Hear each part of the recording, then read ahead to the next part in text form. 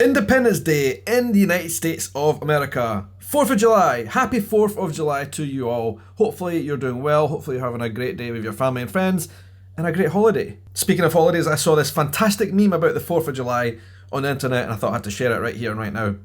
Absolutely love that. So, the 4th of July. What is a Scottish perspective on the 4th of July? I thought that might be an interesting video to do, and also for me to do a Q&A video, which I've not done for a very long time on this channel. But today is the day. It's the 4th of July, so a special occasion. I'm going to do a question and answer session. I asked you guys on YouTube on the community section what some of the things you would like to know about my trips to America over the last couple of years would be, and I've got your questions and I'm going to be answering them right here in this video. Now if you missed those posts, fear not, this video is being live premiered, which means there's a live chat function down there somewhere if you're watching this live on the 4th of July. And if you are watching it on the 4th of July, you're going to be able to answer those questions live on screen, and I will be in the chat and I'll be answering your questions at the same time. There definitely seems to be this kind of affinity with Scotland and America and all the diaspora people from Scotland throughout the generations who emigrated to America. I think that's fascinating because, as it turns out, Scottish people, Scottish settlers who went to the United States of America, were actually one of the main reasons that America started to fight and win its independence from Britain. I'm going to talk about that in a little minute. First of all, I just want to say welcome to everybody. Great to see you here. Thank you so much for following my adventures in the United States of America. My weekly vlogs, which usually appear on my channel on Sundays, are my travel journeys in America. It's been over a year now that I've been posting videos from my travels in America. We started off in the Pacific Northwest, heading down through California, headed over to Texas, where I won an honorary citizenship to San Antonio. That was, incredible. Over to Houston, thanks to my viewers Carrie and Mark for this amazing Houston t-shirt. Had a great time over there. Then went up to Chicago, met Lawrence from Lost in the Pond, had a great time up there. We watched some baseball for the first time. And in the current journey that's on YouTube at the moment, the videos are in Nashville, and I'm doing a brand new southern road trip from Nashville, heading down to Atlanta and then over to the East Coast, and heading from the East Coast all the way down to the southern tip of Florida and lots of places in between. So I'm looking forward to all those videos coming out on my channel. Make sure you're watching them. There'll be some playlists down below if you've missed any of them. Please do go check some of those videos out. And make sure you're tuned in with the notification bell turned on for every Sunday. Loads more US travel adventures to come, and then who knows where we'll end up after that. I've got some plans to be coming back. I'm not in America right now, and I've never actually been in the United States of America for the 4th of July, which is quite annoying. I really want to come because I think it would be awesome. I think it would be a great family fun event with lots of barbecue, lots of good people, and a bit of a laugh. So maybe one year we'll make that happen. A few years ago though, I was invited by the United States ambassador to London to a 4th of July party in the ambassador's residence in London, in central London, which was incredible. That was a really fun event. I'm going to get into the Q&A in a little second, but before I do, I want to ask you guys a question. First of all, what have you done on the 4th of July? What do you like to do on the 4th of July? Do you hang out with your family and friends? Do you have barbecues? Do you go traveling on a bit of a holiday vacation type of thing? What do you do on the 4th of July? And then also, following up from that, what does it mean to you? I would love to know your comments down below, please. And let's just start off a little bit with the Scottish perspective on the 4th of July, because I think it's interesting. Now, a lot of you guys will know, if you've watched my channel for a long time, I used to do reviews of the show Outlander right here on my channel. I don't do them anymore, and the reason is because they have become really strict and annoying with their copyright, even though I'm entitled to use it under fair use. But nonetheless, they get really annoying about copyright, and they make it difficult for me to post Outlander videos on my channel without them issuing some kind of takedown. And it just puts my whole channel at risk, and I'm just not willing to do it. So I'm not going to promote Outlander anymore on this channel. That's unfortunate, but that's what Outlander, their owners, which is Sony, the distributors or whatever, that's what they've done. So, hey ho. But nonetheless, Outlander is a great show. If you haven't watched it, I'd recommend it. And the reason is, the show starts off back in the Jacobite era in Scotland, when the Highlanders rebelled, the clans rebelled, not all of the Highlanders, but many of the clans rebelled against British rule in Scotland. Bonnie Prince Charlie came over from Europe to try and reclaim his family's right to the British crown. And he promised a lot of the Highlanders they would gain more autonomy for Scotland if they backed him, and many of them did. The Jacobite cause was crushed, but what's great about the show is it portrays a really historically accurate version, kind of the timeline and the events that followed. And because it was so historically accurate, what was interesting is that what it showed afterwards was the persecution that many of these Highlanders faced after the Jacobite Rebellion, when the British, put them down, many of them were sent over across the Atlantic to the New World before the United States was formed as a country. At the time, it was a colony of Great Britain. So many of these Highlanders who fought against the British in the Jacobite uprisings were forced to go over to America against their will. And all of that time period is covered in Outlander. It shows you the Highlanders and their families all going over to the Americas, to North Carolina, to set up family houses and farms and, regain their freedom in America. And then, in the most current season, it shows these Scottish Highlanders who'd went over to the Americas, it shows them beginning to rebel against the British, which I think is really interesting. And if Outlander's portrayal of those events are real, it seems very likely to me that American independence might never have happened if it wasn't for those rebellious Scots who fought on the side of the American Revolutionary Army. It was those Scots, those settlers, and probably a lot of Irish and people as well from different parts who rebelled against British rule and were the ones that really helped win the war in some senses. And they also, interestingly, the Declaration of Independence, a very good proportion of the people who signed that document were either directly Scottish or were of Scottish ancestry. So the American founding fathers, many of them were Scottish. And I think that's a really interesting point for me. There's a lot of nuance there with regard to independence, and it's really interesting when you take into consideration that many of these Scots who were forced out of Scotland to go over to the New World back in the day were the ones who really helped kickstart the revolution that made the 4th of July what it is. And it's very difficult to put that in a modern day context. Things have changed so drastically since those days. It was a dangerous place for the settlers. And then also when you consider the taxation, which was unfair, paying money to the British Crown. I went to Philadelphia last year. I met up with Rocky from USA Kilts, and we went to Independence Hall, the place where the Declaration of the Declaration of Independence for America was first drafted up, signed, and distributed. And that was a fascinating and enlightening experience. So yeah, Scottish perspective on the 4th of July. I don't think many people here in Scotland really are aware of the whole thing and really understand what goes on and what it's about. You can't, if you go out in the streets here, there's not you don't really see any signs of it unless you went to the US Embassy, but I guess we know it exists, and it's interesting for me to know that Scotland, or Scottish people, which I guess many of you guys watching would consider your ancestors, they were a part of that. Anyway, question and answer time. Like I said, lots of you guys sent in your questions, and I'm going to do my best to answer as many of them as possible right here, right now. ARA Carey asks me, have you been more surprised by the differences in the way US Southerners speak when compared to Scots, or by some of the similarities? Good question, because I have actually heard a lot of people say this, that certain places in America do speak more similarly to Scots based on ancestry and all the reasons around that. And one of the places I went in particular, Texas, people there definitely say that because of their heritage, Scots heritage, the Texas accent, which is so distinctive, did kind of evolve because of the Scots language and the way Scottish people spoke. Interestingly, a side note, in some of the places in America, like the Carolinas, for example, there's a lot of people who actually speak Gaelic. Way more people speak Gaelic in the Americas than speak Gaelic in Scotland.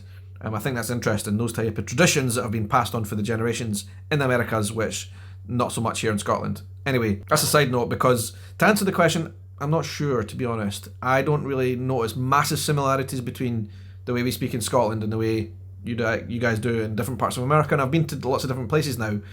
But I do kind of see how the different accents in America, like the Texas accent, might have evolved that way because of a lot of Scots who settled in the area. Uchiha Kyoko says, or asks me, are you planning to do any more collaborations with British or non-American YouTubers who live in the US? Great question. I would love to go back to America and meet some people who live there and do some collaborations again. That would be fun.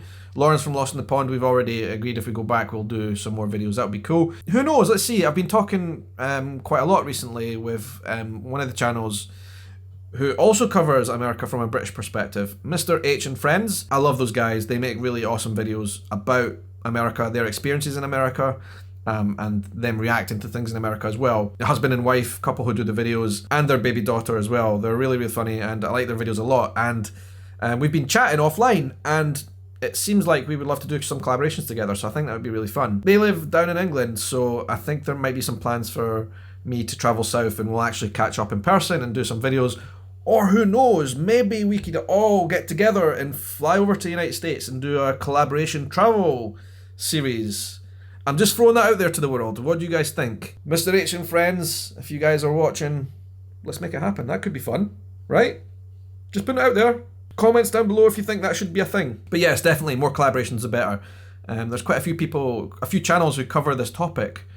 And I see, interestingly, a lot of people in the comments of those other videos from other channels who also watch my channel. So we're always in the same wheelhouse. I think that's an American expression. We're all in the same wheelhouse. Aberg6393 asked, did anyone say anything that baffled you or that you misunderstood? Interestingly, no. And I don't know if this is because I have grown up watching American pop culture on TV, like whether TV series or music. And so I understood everyone when I was in America.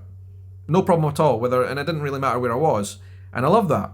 And actually, I don't know, maybe I'm quite good with accents because wherever I go in the world and it's English-speaking people, I tend to understand them. They don't tend to understand me as much with my Scottish accent, but I understand them. So I didn't quite have that same experience, but it's an interesting one nonetheless. I'd be interested to know from you guys, have you ever had any funny experiences of, communicating with people in English from Scotland or anywhere else that you had any misunderstandings? Let me know. Patreon Woo 1 asks, of all the places you visited in the States, do you have any spots that you saw that truly surprised you, either good or bad?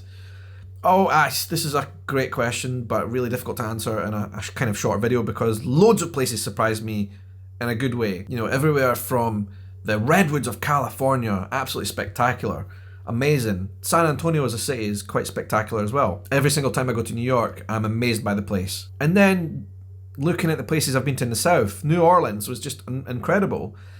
And then more recently, videos that you've not seen on my channel yet, but will be coming up in the next few weeks and months, Charleston and Savannah. I was totally blown away by those two places. I love them. I love Florida. I think it's incredible. I love the weather. I love the nature, the fishing, the beaches. Key West, what a place. So yeah, lots of places surprised me to the positive side. Negative side, I guess I was kind of shocked to see some of the things that I saw in terms of, and I'll be honest, poverty in the West Coast. I was not expecting to see the level of poverty that I saw in some of the places in the West Coast. Portland, San Francisco in the main, and Los Angeles as well. Some of the homeless camps were quite shocking to see. Now I know I have seen them on TV and on videos and stuff before, but seeing them in the flesh was something else. And you just don't expect to see it from what is one of the richest places in the world. But that is not to say that I don't understand that those problems are highly complex and there are no easy solutions to any of those things. I totally understand that.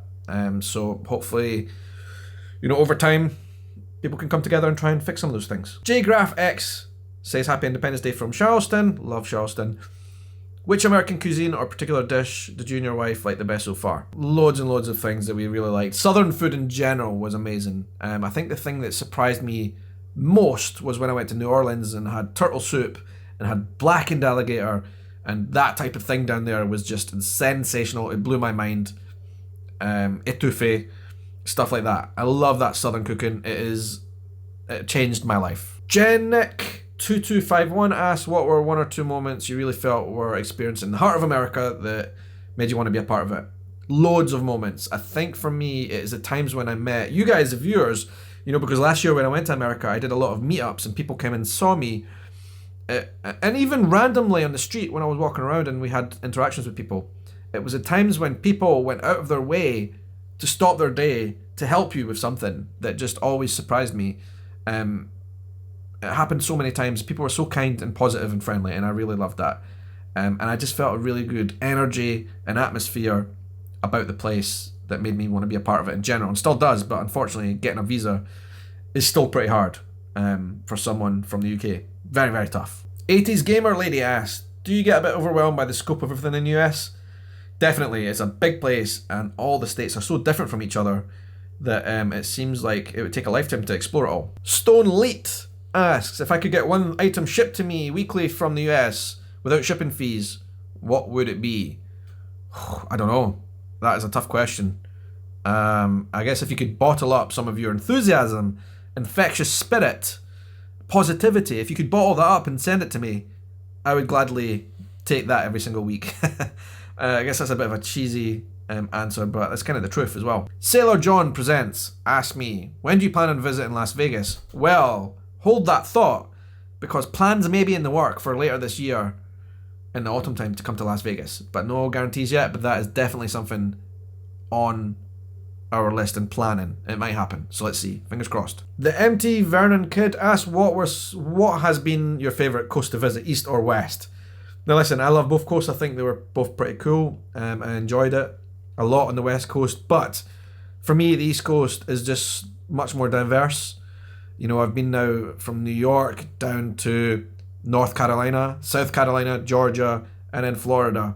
You know, everything from snow to beach. And I know you get that on the west coast as well, don't get me wrong, but I think for me, just because I love New York so much and I love Florida so much, and all the places in the south that I mentioned before, the east coast edges it for me. Ronald Garner 1992 asks, of all the US states that I have visited, which one is your favourite and why? That is a tough question. Tough question, because the states are also different from each other, and I like them all because of their uniqueness. But one place I guess edges it simply because, and I mentioned this earlier in the video, they did something incredible for me. The people who watch my videos from that city did something absolutely incredible and unbelievable for me. They went to the mayor and they managed to secure me an honorary citizenship. Me and my wife became honorary citizens, officially signed by the mayor. Look, actually I've got the plaque. Let me show you. Honorary citizens to San Antonio in Texas. So Texas definitely gets a lot of brownie points for me because of that. I'm an honorary citizen. That is such an honor, and that is framed, and that is going to be treasured by me forever. It still doesn't mean I get a visa to come and live in America, unfortunately, but nonetheless, Texas has a place in my heart now because of that. And by the way, just as I was up there grabbing stuff, I thought I'd grab this as well. I think I'll use this as a thumbnail maybe. One of my viewers sent me this as well, and it's awesome. I love it. Eric Scar asked, do you prefer urban or rural America? To be honest, I've not spent enough time in rural America, really. I think rural America will take me a lot more time to explore. Cities are easier and quicker to explore when I've got very limited a number of days to explore. You know, I will get to it. I want to explore rural America and it will happen, but I've just not seen that much of it yet. So at the moment, mostly urban. Jennifer Garrett 6809 asks, what is the one thing you found surprising about America? I'm going to give you a very profound answer, I think. Something which I don't actually think many people realise. And maybe it just takes a bit of an external perspective to say this, but when you look at America from the outside, when you look at places like Twitter, social media, the news, you see a lot of bad things happening, a lot of crazy things happening, violence on the streets, people getting killed and mugged and all sorts of crazy things happening, right? And so when you see that kind of thing, you get kind of worried about coming to America, to be honest with you. And I know I've spoken to a lot of people from around Europe who think the same thing. They see social media, they see Twitter, they see the things that trend on Twitter and see some of the crazy incidents that happen in America, and they get genuinely afraid to come and visit, and that's sad. But here's the most surprising thing. When you come to America and you meet people and you speak to people from all different backgrounds and all different religions, and you speak to people on the ground, it is never anywhere near as bad as it looks online.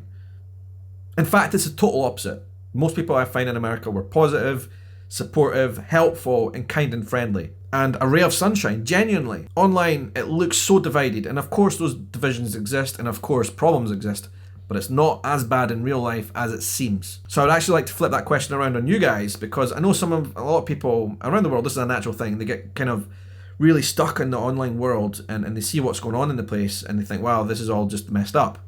Is that how you feel as well about your own country?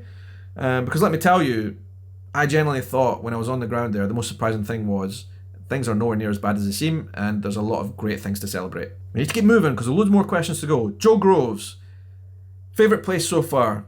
Wow, lots. I've just got so many good favourite places. New York City will always have a place in my heart. I love the energy there. Texas, like I said. New Orleans, Georgia, Savannah, Charleston, and Florida. Like, how can I choose? Louise Collingwood asks, great question for the day. Did you get a feeling of what is meant by the phrase of the American dream while you were here? Definitely. I definitely felt what the American dream was all about when I've been to America.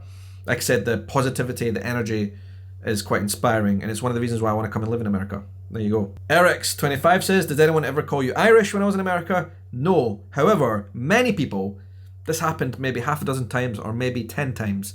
people asked if I was Australian. Now, I don't understand why they asked if I was Australian. My accent is not Australian, not even close to being Australian, but I got asked if I was Australian. There you go. Cindy Clement's page says, still waiting for you to come to San Diego. San Diego is up on the list. Hopefully we'll be making that happen as well.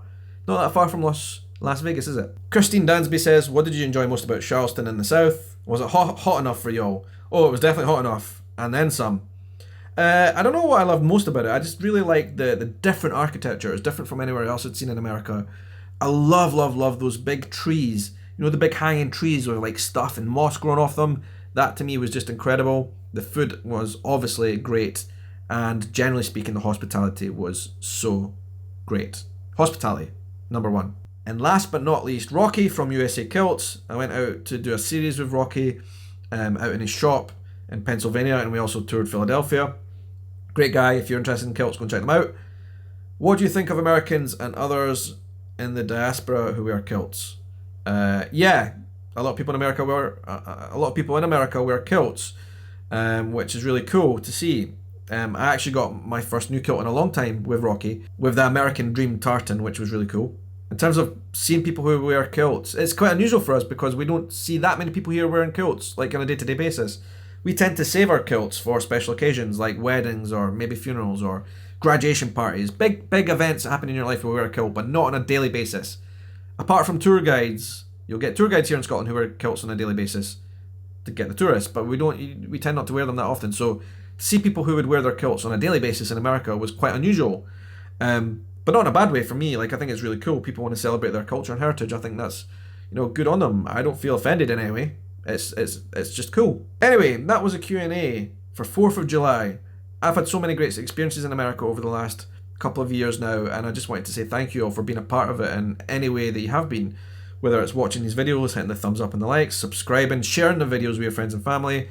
And then for those who have come out and actually met me when I've been in America, it's just been also special. And those who contribute financially as well by supporting me on Patreon and donations and all the rest of it. It means a lot. So thank you so much from the bottom of my heart.